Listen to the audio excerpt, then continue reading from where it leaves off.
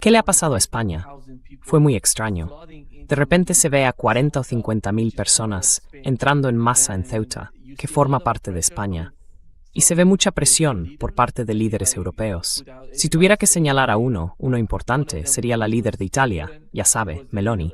Dijo que va a cerrar las fronteras con España. Y no hay nada entre España e Italia. Pero al fin y al cabo, estaba presionando, políticamente, a Pedro Sánchez en España. Y también se ve mucha presión de otros países de Europa, porque dicen que las fronteras están abiertas, que no se están preocupando por las fronteras de España. Eso va a influir en la inmigración en Europa. Y ayer supimos, por Thomas Massie, que 2 semanas antes de que migrantes de Marruecos invadieran Ceuta, el Partido Republicano aprobó un proyecto de ley con 40 millones para Marruecos y un informe de comité.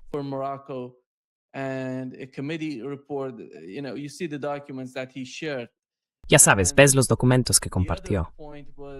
El otro punto fue Marjorie Taylor Greene, señalando que los republicanos pagaron 40 millones de dólares de los impuestos de ustedes a Marruecos para invadir España. Y ese mismo día hablé con el coronel Wilkerson y con Larry Johnson. Los dos mencionaron que es una operación de la CIA y el Mossad. ¿Cuál es su interpretación en lo que respecta a Europa? Básicamente, si miras a Donald Trump y a su administración, todo gira en torno a controlar las fronteras. Pero cuando se trata de España, se ven este tipo de movimientos, por su parte, para debilitar o para demostrar que el liderazgo en Europa es pésimo, particularmente en España. Es un liderazgo de izquierdas, no les importan las fronteras. Por eso se ven este tipo de cosas. ¿Cuál es su interpretación de lo que ha ocurrido?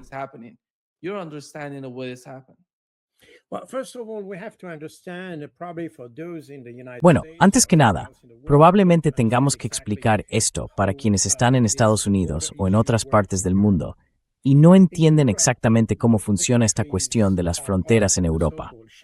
En Europa, la mayoría de los países forman parte del llamado Acuerdo de Schengen, que en esencia es un tratado que permite circular más fácilmente a través de las fronteras dentro de Europa.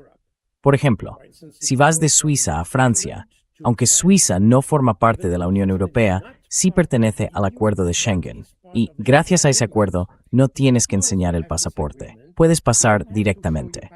Lo mismo ocurre con un vuelo. Si vuelas de Ginebra a Bruselas, no necesitas el pasaporte.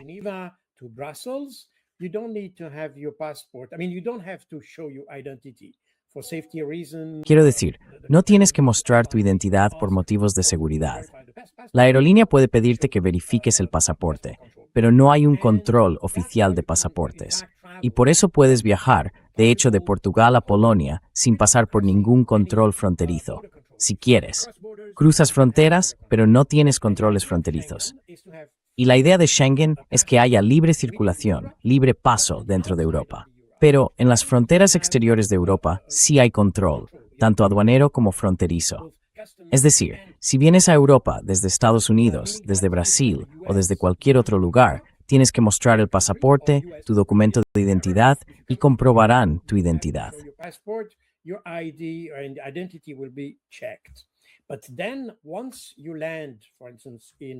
Pero una vez que aterrizas, por ejemplo, en París, puedes desplazarte a Berlín sin volver a enseñar el pasaporte, porque estás dentro de esta zona segura de Schengen, por decirlo así. Ahora bien, si tomamos el ejemplo de España, España tiene 2 llamados enclaves, Ceuta y Melilla. Son 2 enclaves situados en el Mediterráneo, pero en la costa marroquí. Y en ese caso, estos migrantes entraron masivamente en Ceuta. Ahora, Ceuta y Melilla tienen un estatus específico. Forman parte de España, pero forman parte de Schengen. Es decir, si entras en Ceuta, aquí es España, que está al otro lado del Mediterráneo. Ceuta está al otro lado de Gibraltar.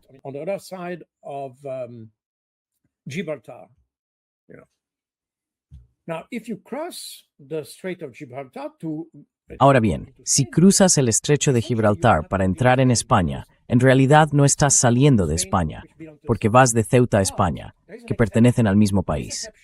Pero hay una excepción. Y esta excepción se decidió hace mucho tiempo para evitar este tipo de situaciones. Porque Ceuta no es la primera vez que se produce algo así. Antes hubo otros casos, aunque a menor escala, en los que hubo una especie de invasión de migrantes africanos que esperaban obtener el estatuto de asilo una vez dentro de Ceuta. La cuestión es que, como he dicho, Ceuta no forma parte de Schengen. Eso significa que si estás en Ceuta, el problema no ha terminado, porque cuando pasas de Ceuta a España, te comprobarán la documentación.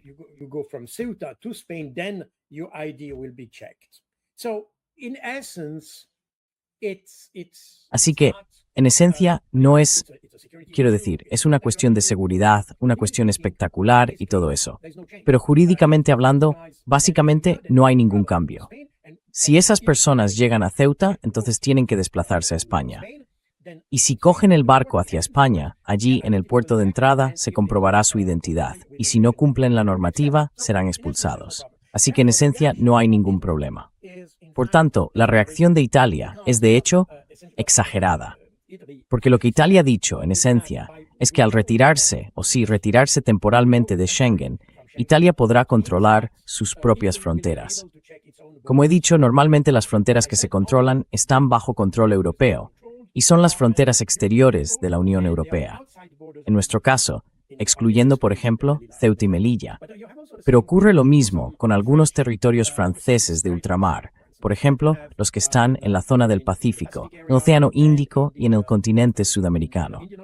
Por tanto, esos territorios también están excluidos de Schengen, igual que otros países. Por ejemplo, Chipre forma parte de la Unión Europea, pero no de Schengen.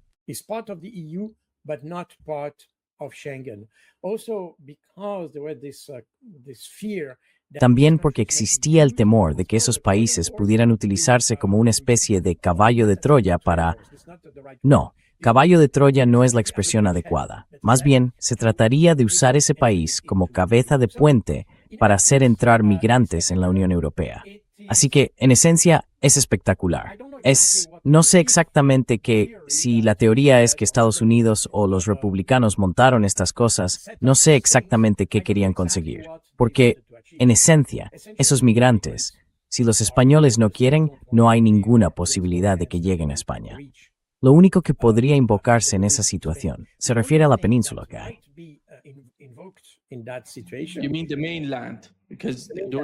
El continente, exactamente.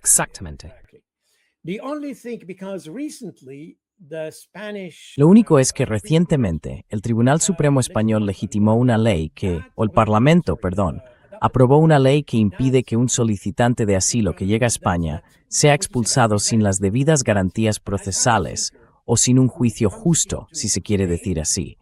Es decir, si estás aquí sin documentos de identidad ni nada parecido, pueden retenerte, pero no pueden expulsarte de vuelta a tu país de origen hasta que pases por un procedimiento judicial que determine exactamente cuál es tu estatus. Eso significa que esas personas pueden quedarse. Y si se tienen en cuenta los retrasos y cosas así en el procedimiento legal, eso quiere decir que puedes quedarte aquí, quizá durante años y legalmente, si se quiere. Así que esa puede ser una explicación.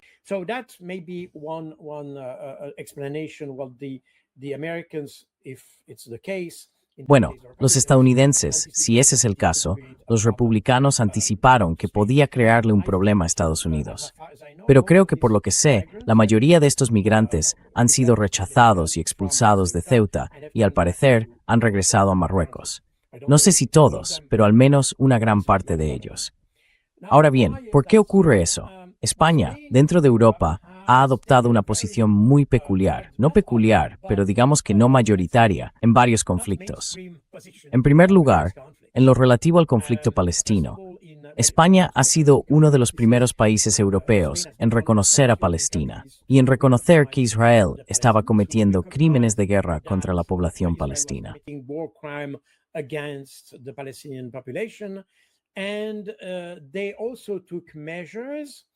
Y también adoptaron medidas para reaccionar a la expansión de la colonización en Cisjordania. Y España reaccionó en ese sentido a una decisión de la Corte Internacional de Justicia de julio de 2024, si no me equivoco.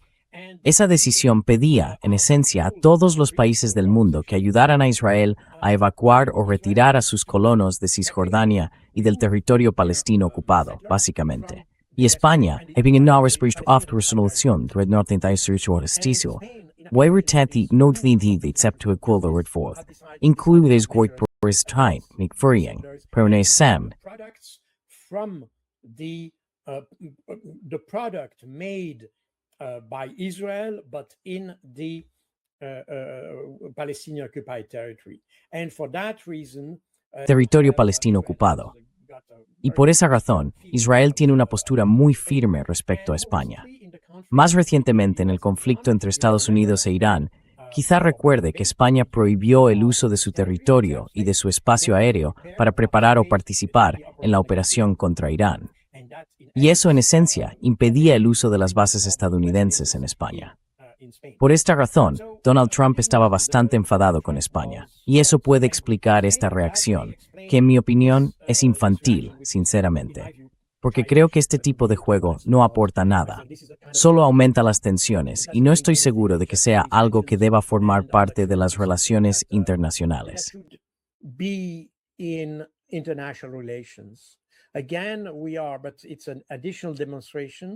Una vez más, así es. Pero es una demostración adicional de que en el panorama actual, o en el panorama internacional que tenemos, dependemos cada vez menos de la diplomacia y cada vez más de estos trucos sucios, sanciones y probablemente de algo más, quizá de algunas actividades clandestinas. Pero en ese caso, el caso de Ceuta, esto está literalmente al nivel de un juego de niños. Literalmente. Porque no veo cuál es el objetivo de eso. Por supuesto, alimenta la narrativa de... Y creo que también hay una publicación de Donald Trump diciendo que, bueno, los republicanos podrían haber gestionado la situación mucho mejor y cosas así. Porque obviamente, una de sus principales prioridades en Estados Unidos es la prevención de la inmigración ilegal, o incluso de la inmigración en general.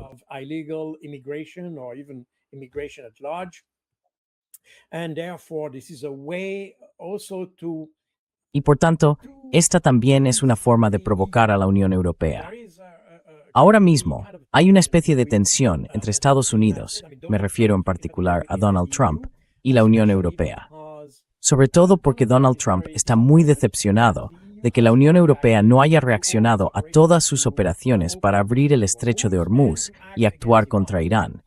Y como los europeos no quisieron implicarse en este conflicto, Donald Trump ha sentido que era una especie de traición por parte de sus aliados de la OTAN.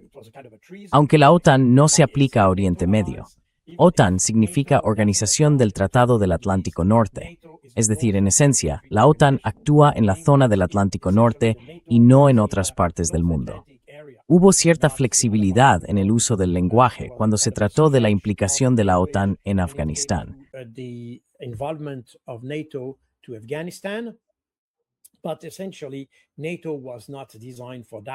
Pero, en esencia, la OTAN no fue diseñada para eso. Ni siquiera fue diseñada para reaccionar ante un atentado terrorista, como el que tuvimos en septiembre de 2001. Pero aquello fue fruto de la emoción del momento. Forzaron la interpretación del texto para eso. Pero en esencia, la OTAN no está diseñada para participar en una guerra en otras partes del mundo que no sean la zona del Atlántico Norte. Y desde luego, no cuando este aliado de la OTAN fue quien inició la guerra. Insisto, la OTAN fue diseñada, y por supuesto, mucha gente puede debatir y discutir sobre ello, como una organización defensiva. Es decir, para el caso de que algún país europeo fuera atacado, entonces por la Unión Soviética o por el Pacto de Varsovia.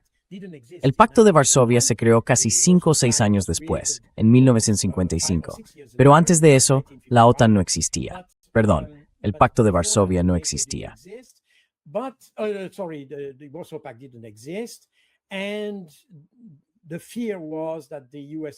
Y el temor era que la URSS pudiera atacar a algún país de Europa, y que ese fuera el caso en el que interviniera la OTAN. Pero en Irán tenemos la situación contraria. Tenemos a un país de la OTAN, es decir, Estados Unidos, que ataca a un tercero, que ni siquiera está en la zona de la OTAN. Así que jurídicamente hablando, los países de la OTAN no estaban obligados a actuar ni a responder a ninguna solicitud de Estados Unidos en ese caso. Quiero decir, podrían hacerlo en el marco de relaciones bilaterales. Eso es posible. Pero el marco de la OTAN no basta para fundamentar una implicación europea y ponerse del lado de Estados Unidos contra Irán. Así que probablemente eso también explique por qué Trump estaba tan decepcionado con la Unión Europea. Probablemente esa sea también la razón por la que jugó a este juego. Si es verdad, por cierto, no tengo ni idea a estas alturas. Pero si es verdad, digamos que esa sería una posible explicación.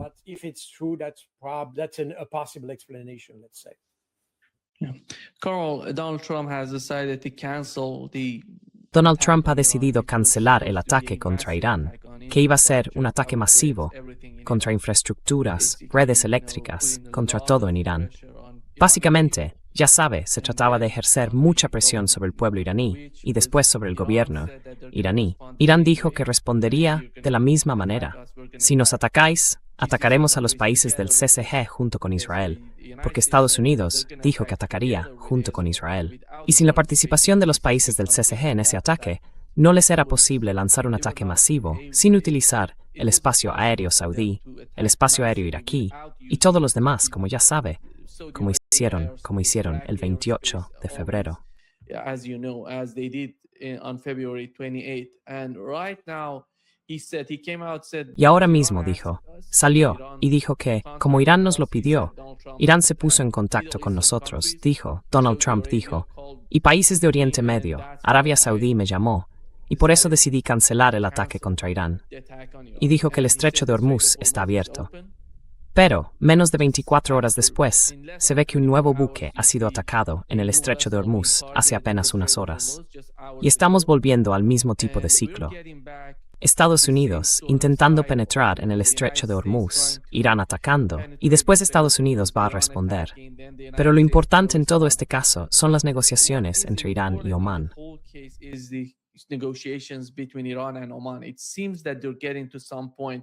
Parece que las dos partes, Irán y Omán, están llegando a algún punto, a algún tipo de acuerdo en el asunto del estrecho de Hormuz. ¿Cuál es su interpretación de este tipo de juego o de esta actitud, ya sabe, por parte de Donald Trump? ¿Y cuánto tarda él en tomarse en serio lo que está ocurriendo? En su opinión, ¿va en serio eso de voy a atacar? Porque ya ha dicho más de, diría yo, 10 veces, voy a atacar masivamente, voy a destruirlo todo. Y luego, en el último momento, dice he decidido cancelar.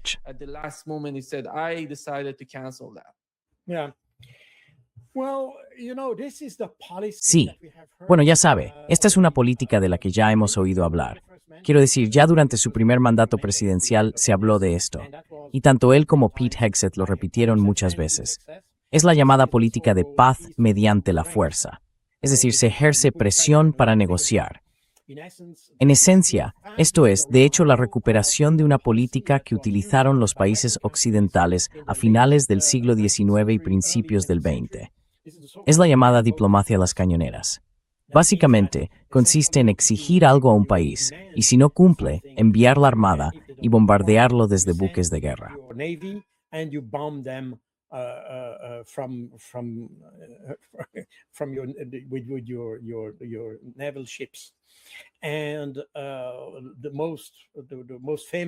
Y el caso más famoso fue el de las cañoneras del Yangtze, donde había barcos británicos, franceses y estadounidenses, cañoneras que navegaban por el Yangtze para obligar a los chinos a cumplir acuerdos que los europeos querían imponerles.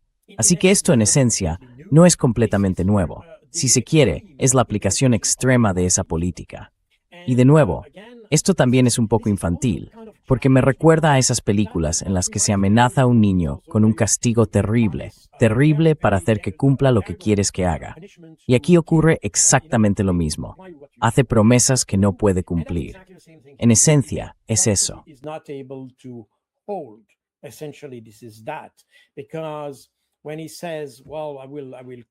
Porque cuando él dice, bueno, te aplastaré, te destruiré, de acuerdo, probablemente pueda causar mucho daño, no hay duda de eso. Pero el daño que recibirá a cambio sin duda contrarresta el resultado del primer golpe.